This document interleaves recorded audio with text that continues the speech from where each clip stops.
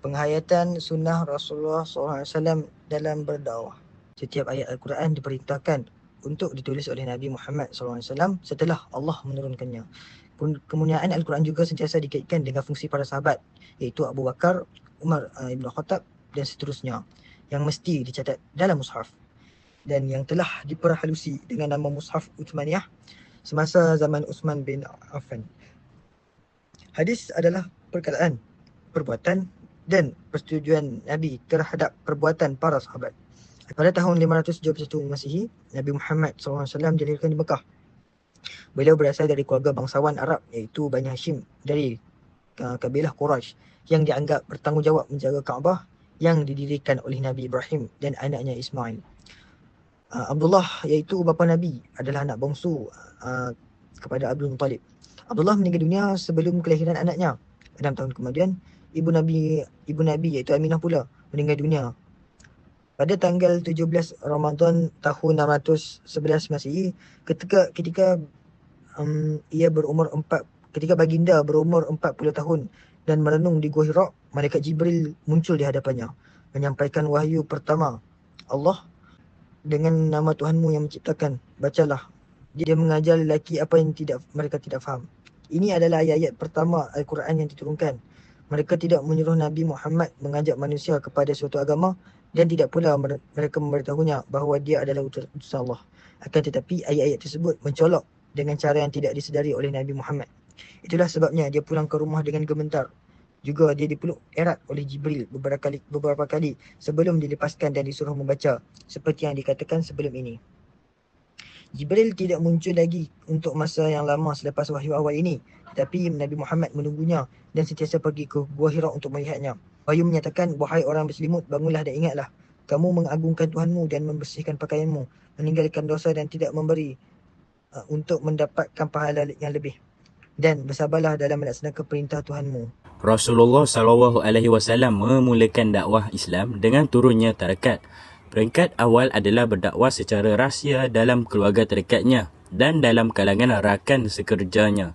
Akibatnya, keluarga dan sahabat karibnya adalah orang pertama yang mendengar dakwahnya. Antaranya Khadijah, Ali bin Abi Talib, Abu Bakar, Zaid dan Ummu Aiman. Uthman bin Affan, Zubair bin Awam merupakan antara sekutu rapat Abu Bakar yang memeluk Islam. Dakwah dilakukan secara sembunyi-sembunyi selama 3 tahun pertama selepas Nabi Muhammad diutus. Dan selepas itu dilakukan secara terbuka secara lisan, seperti menyampaikan nasihat, peringatan dan sebagainya. Maka sampaikanlah dengan lapang dada apa yang diperintahkan dan berpalinglah dari orang-orang musyrik. Firman QS Al-Hijrah ayat 94. Sejak turunnya ayat ini, Nabi telah mula bercakap secara terbuka, menandakan langkah pertama ke arah mengintegrasikan agama ke dalam kehidupan sosial dan politik. Orang-orang yang berhijrah, orang-orang miskin, orang-orang kalangan yang lemah dan anak-anak dari kaum yang kuat seperti Ali bin Abi Talib adalah kumpulan pertama pengikutnya, dan mereka adalah orang-orang yang paling kecewa dengan pergolakan moral dan sosial. Mereka menetapkan bahawa mesej Nabi Muhammad adalah pilihan yang berdaya maju di Mekah. Pendekatan Nabi berdakwah secara terang-terangan adalah seperti berikut. Yang pertama, menjemput Bani Abdul Muttalib ke rumahnya dan menjelaskan bahawa baginda telah diutuskan oleh Allah menurut Asy-Syalabi 2003. Mendengar penjelasan Nabi, Abu Lahab menjadi marah dan berseru, "Celaka kamu! Apa yang awak cuba buat kami?" Menurut Asy-Syalabi 2003. Inilah konteks di mana surah Al-Lahab diturunkan. Jemputan itu juga ditujukan kepada seluruh masyarakat Quraisy di Bukit Syafa. Nabi ingin tahu bagaimana penduduk Quraisy melihatnya. Dia adalah seorang yang tidak pernah berbohong menurut Quraisy. Selepas itu, dia mengisytiharkan dirinya sebagai Nabi. Wahyu Ilahi dan Harjani, Hafni 2007. Ketiga, Muhammad berdakwah tentang keesaan Tuhan dan mengajarkan perpaduan dan persamaan di antara manusia menurut Jamil Ahmad 2000. Keempat, di kediaman Arkam bin Abil Arkam, Nabi mengadakan pertemuan khusus dengan orang-orang yang beriman kepadanya untuk kegiatan tilawah, pengajaran dan penyucian yang merupakan sekolah Islam pertama.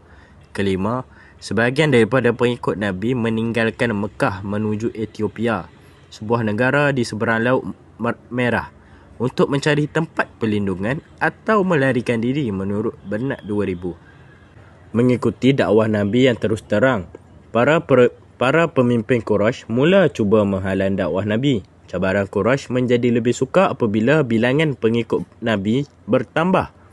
Menurut Ahmad Shalabi tahun 2003, kaum Quraisy terdesak untuk menentang seruan tersebut oleh 5 faktor. Yang pertama, perebutan penguasaan. Mereka menyangka tunduk kepada iman Muhammad sebagai tunduk kepada kekuasaan Bani Abdul Muttalib. Sedangkan suku Arab sentiasa berebut-rebut untuk menguasai dan mempengaruhi. Yang kedua, golongan elit bangsawan dan kasta hamba harus mempunyai keistimewaan yang sama.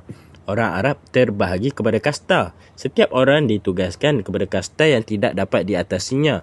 Manusia bagaimanapun mempunyai hak yang sama di bawah seruan Nabi Muhammad. Yang ketiga adalah khawatir akan dihidupkan menurut Islam. Manusia akan dihidupkan semula dari kematiannya pada hari kiamat dan akan dihisap segala amal manusia. Yang keempat, persamaan dengan nenek moyang. Orang Arab mempunyai tradisi yang lama meniru nenek moyang mereka secara membabi buta dan mengikut jejak langkah mereka dalam perkara ibadat dan pergaulan. Yang kelima adalah penjualan arca. Ini adalah sebab yang nyata. Salah satu kumpulan Arab kuno ditugaskan untuk memahat patung Al-Latah, Al-Uzza, Manah dan Hubal. Para jemaah membeli patung daripada mereka. Orang Quraisy sentiasa berusaha untuk menghancurkan dan menindas Islam dengan segala cara yang mereka mampu. Strategi perjuangan dakwah Nabi Muhammad sallallahu alaihi wasallam. Pada tahun-tahun awal masa kenabian, Nabi Muhammad menarik sejumlah besar murid. Pertama, dari keluarganya sendiri. 7 dan seterusnya dari sekumpulan besar orang. Lambat laun, pemikiran dan tindakan baru yang mereka lakukan menimbulkan syakwa sangka dan mendapat tentangan daripada keluarga berkuasa Mekah. Mereka melihat Nabi Muhammad sallallahu alaihi wasallam dan ajaran yang disebarkan sebagai ancaman kepada kedudukan mereka sendiri. Kaum Quraisy memberikan tekanan, malah menyeksa sebahagian pengikut Nabi yang baru memeluk Islam. Inilah yang membuat Nabi melakukan beberapa strategi, antaranya hijrah ke Habsyi. Pada tahun 615, terdapat bukti nyata bahawa Nabi Muhammad akan menubuhkan masyarakat baru berdasarkan ajarannya yang berbeza daripada kumpulan Mekah sebelumnya. 11 lelaki dan 4 wanita pergi pada bulan ke-7 tahun ke-5 kenabian. Kemudian datang gelombang berikutnya sehingga jumlah orang yang berhijrah ke Habsyah mencapai 70. Uthman bin Affan dan isterinya, Ruqayyah, puteri Nabi Muhammad dan lainnya adalah antaranya. Mereka bergerak untuk menjaga agama baru mereka walaupun ia bermakna meninggalkan saudara mereka untuk memulakan kehidupan baru di negara yang jauh. Hubungan agama ini lebih kuat daripada pertalian darah. Akibatnya, agama baru menimbulkan bahaya kepada tatanan sosial lama dan berusaha untuk menggantikannya dengan yang baru. Raja Najus gembira melihat orang Islam tiba di Habsyah. Pada hakikatnya, dia diberi tempat berteduh dan dibenarkan untuk mengamalkan solat Islam.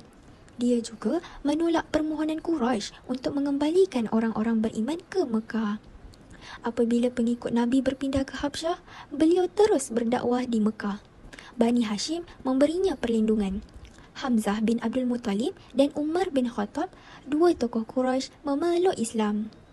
Pengislaman Umar setelah menjadi penentang tegar Islam. Dikatakan bahawa Umar pergi mencari Nabi untuk membunuhnya. Umar sangat terpesona dengan kandungan makna dan melodi baris-baris kitab Allah sehingga dia bergegas ke rumah Nabi dan cepat-cepat memeluk Islam. Strategi kedua, pergi ke Taif.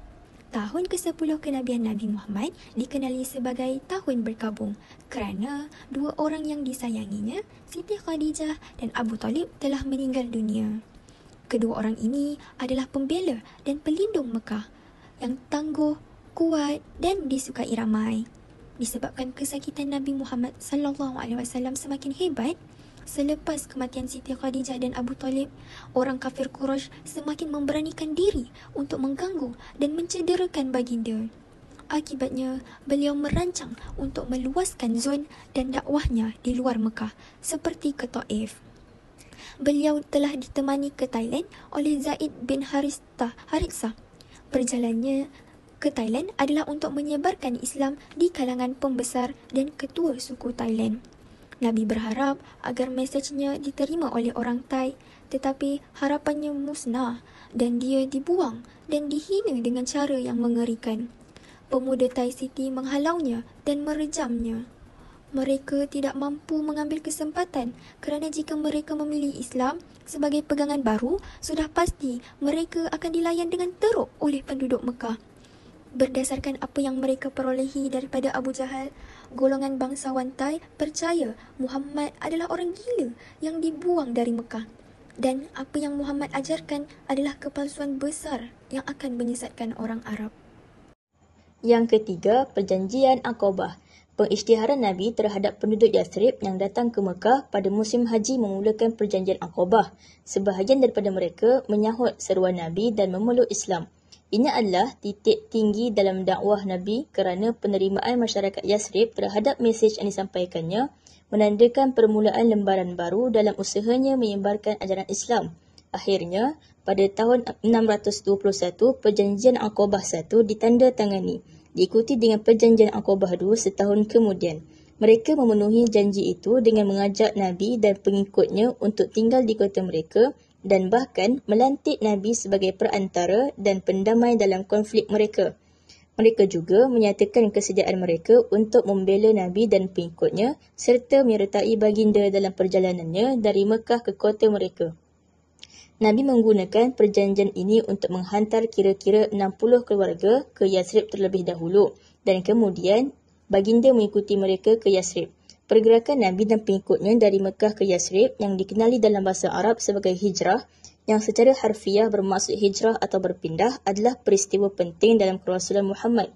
Kalender Hijriah adalah berdasarkan peristiwa ini. Nama Yathrib ditukar kepada Al-Madinah yang bermaksud kota, kerana kota Yathrib menjadi pusat agama dan penduduk Islam. Umat yang bermaksud masyarakat ialah nama yang diberikan kepada masyarakat Islam. Muhammad adalah individu biasa di Mekah yang berjuang menentang sikap acuh tak acuh atau sikap acuh tak acuh yang wujud dalam persekitarannya serta pertentangan kelas pemerintah. Pada masa itu, penduduk Mekah dipisahkan kepada dua kumpulan yang luas, merdeka dan hamba al-Khur wal-Abd.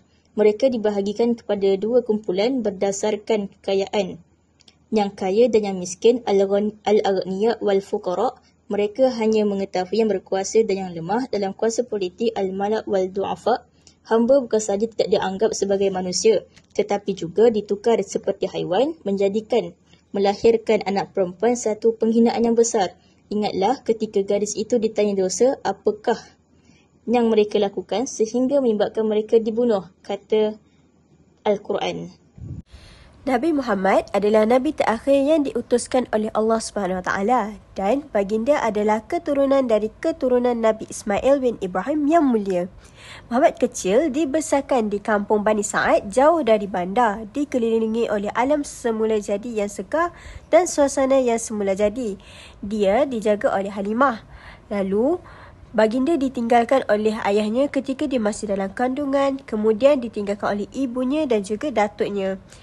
Beliau mengembala kambing, mengajar erti kesabaran, menyertai aktiviti kemasyarakatan sejak kecil, memperoleh pengalaman antarabangsa, tidak pernah cacat dalam komunitinya, mempunyai pencapaian yang diiktiraf oleh rakyatnya sejak muda, bertafakur secara intensif tentang realiti kehidupan pada usia 40 tahun, tauhid, keyakinan pada hari kiamat dan membersihkan jiwa dari segala penyakit dan kekejian adalah antara topik yang dibincangkan semasa khutbah Nabi di Mekah. Teknik dakwah Nabi teknik dakwah Nabi di Mekah iaitu secara sembunyi, terang-terangan, dakwah di luar sempadan Mekah. Cara dakwah Nabi di Mekah terbahagi kepada dua kategori iaitu jasmani dan rohani. Sarana fizikal termasuk Masjidil Haram, Bukit Syafa, rumah, tabligh terbuka, dakwah bilhal dan melakukan takhir. Cara bukan fizikal termasuklah ikatan Rasulullah dengan Allah, kejujuran dan kepribadian baginda yang mengagumkan, berhati-hati dan berwaspada, dan penerapan rancangan dan sistem yang tersusun dengan baik. Yang terakhir iaitu iktibar kisah kehidupan Nabi Muhammad SAW dalam aspek dakwah. Baginda berdakwah selama 23 tahun dengan penuh kesabaran walaupun berdepan tentangan hebat daripada kaum Quraisy. Walaupun dicaci, dihina, disakiti bahkan diancam bunuh, Nabi SAW tidak pernah putus asa kerana yakin bahawa kebenaran akhirnya akan diterima. Pendekatan dakwah baginda penuh dengan hikmah dan kelembutan, bukan secara paksaan. Kepribadian baginda yang digelar Al-Amin menjadi asas kepercayaan masyarakat terhadapnya, menunjukkan bahawa akhlak pendekatan dakwah lebih berkesan daripada kata-kata semata-mata. Selain itu, dakwah Nabi SAW berlandaskan kasih sayang dan rahmah. Walaupun disakiti, baginda tetap mendoakan kebaikan untuk musuhnya seperti doa baginda untuk penduduk Taif. Hal ini membuktikan bahawa dakwah adalah rahmat untuk seluruh alam, bukan sekadar untuk umat Islam. Strategi dakwah Nabi juga berperingkat, bermula secara rahsia selama 3 tahun sebelum disampaikan secara terbuka, dan asas iman dibina terlebih dahulu sebelum syariat yang lebih berat diturunkan. Ini mengajar kita bahawa dakwah perlu disusun dengan strategi yang sesuai dengan tahap kefahaman masyarakat.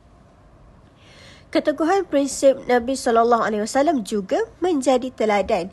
Baginda menolak tawaran Quraisy untuk berhenti berdakwah dengan imbalan harta dan kedudukan, menegaskan bahawa dakwah tidak boleh dikompromi dengan kepentingan dunia. Pada masa yang sama, baginda mendidik sahabat dengan ilmu, akhlak dan semangat perjuangan sehingga lahir generasi sahabat yang menyebarkan Islam ke seluruh dunia. Dakwah Nabi bukan sekadar menyampaikan ilmu, namun membina manusia agar mampu meneruskan perjuangan.